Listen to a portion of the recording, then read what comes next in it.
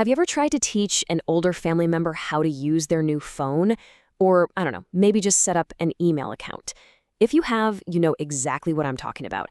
It always starts with the best intentions, but somehow it can spiral into this uniquely frustrating experience for everyone. So let's get into this and figure out a much, much better way. It's the question we've all asked ourselves, right? Probably mid-size, staring at a screen.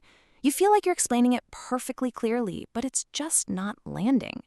Why is this one thing, this dynamic, so incredibly difficult? I mean, it's a scene that plays out in living rooms all over the world. You're the tech-savvy teacher, they're the willing but struggling student. And look, this isn't some personal failing on your part, it's a super common pattern. And this pattern turns into a vicious cycle fast. You start to feel impatient, which makes them feel overwhelmed. Then they see your frustration, which makes them just want to shut down and give up. And before you know it, the lesson's over, and both of you just feel, well, annoyed. Sound familiar?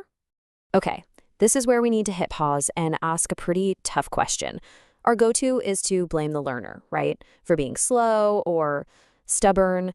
But what if the problem isn't them at all? What if it's us? Our common complaint is, they're just not getting it.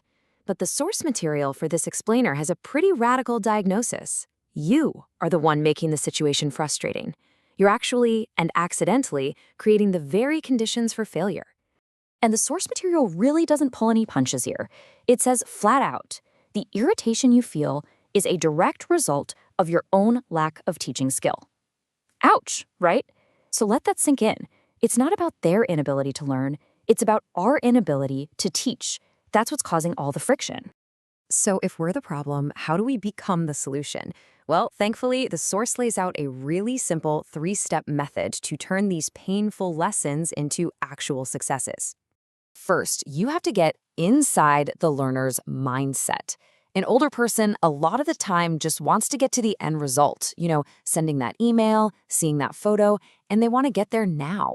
They just don't have a mental roadmap for all the tiny, repetitive practice it takes to build a new skill like this from zero.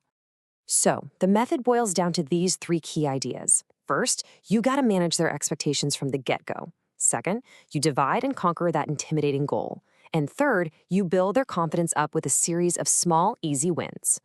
Step 1 is all about being completely honest. You have to tell them right up front. Look, this is going to take some time. There are no magic shortcuts here. If you want to learn to type, you have to practice typing. It's going to feel slow at first, and that is totally normal. Just setting the stage like that prevents all that "why isn't this working yet" frustration down the line. Now, step 2 is where the magic really happens. Divide and conquer. So look at the big task. Learn to type an email. That feels huge. It's intimidating. So you break it down. You make it smaller, more concrete. How about practice typing the alphabet for the next 10 days? Okay, better, but that still sounds like a chore. So you break it down again to something almost laughably small. Hey, let's just focus on practicing for today. That's it. The immediate task becomes so non-threatening that it feels completely doable. And that leads us right into step 3, because when they successfully practice for just that one day, they get a small win. And that little win builds a tiny bit of confidence. That confidence creates momentum. They start to actually believe, hey, you know what? Maybe I can do this. And that feeling, that's what keeps them going, way more than any lecture you could ever give them. Okay, so that's the practical how-to part. And honestly, you could stop right there and your life would be a whole lot easier. But the source argues that this isn't just about becoming a better tech tutor for your family. The way you teach is actually a reflection of something much, much deeper. Yeah, this is not just some productivity hack to keep the peace at family gatherings. The way you handle this one single interaction, according to the source, can have ripple effects throughout your entire life. And here it is, the core claim, and it's a really powerful one. Your life gets twisted when you disrespect your elders. Whoa. Okay, so this just elevated the whole conversation from simple frustration to something with profound personal consequences. Now, it's so important to understand what disrespect means in this context. It's not about being obviously rude or yelling. No. In this context, it's the impatience you show. It's that dismissive tone in your voice. It's any failure to communicate with real understanding that leads to that whole frustrating cycle we talked about. That in itself is a form of disrespect. So if that impatience is disrespect, how exactly does it twist your life? Well, the source connects this behavior directly to your own path forward, to your own success. The whole argument is that elders carry a certain kind of weight in our lives. Their words and even their unspoken feelings about you, they matter. As the source puts it, an elder's word can open your path or block it.